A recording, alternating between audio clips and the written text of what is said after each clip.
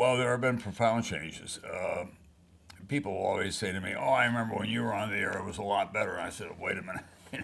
There were three white guys delivering the news on three networks at night. We were doing the best that we could. Before us, I think the network news had a more international cast. That was the inclination of the producers. They were, there's a lot of people in Africa and South America and so on. But America, from, as I have often said, from the Hudson River west, didn't get the coverage it should have about the changes that were going on. And I think we began to change that. We began to reflect more about the texture of this country and what was happening culturally and politically and otherwise.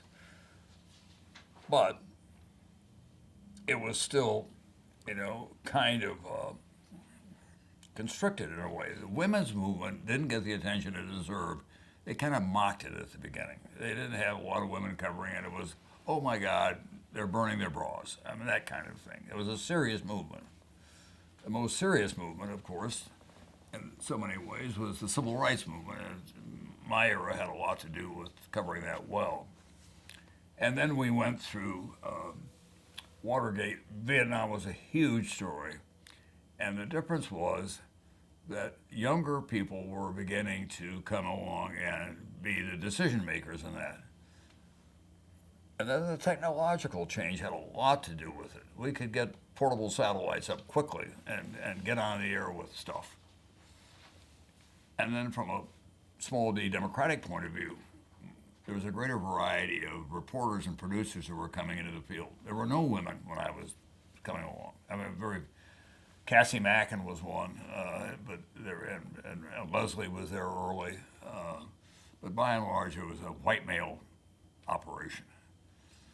And the demographics changed a fair amount. But the big change, there are two of them.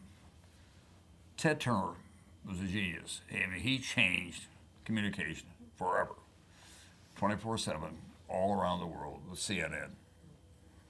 That was a huge change. The next big change was the digital age, because the marriage of the digital age with television came hand in hand. The downside of that is that you don't know who to trust in the digital age. There's so much false material that goes out there. It's malevolent, and it's across the spectrum. I'm going to screw with their heads a little bit here today, and I'm going to put out this thing that looks like it's authentic, and it's not. So, and we're reading about Facebook now and what they're going through, and all these other agencies. So we have to be aware of that. And then the face of television news changed. Many more women, many more ethnic people on there, more representation of our population.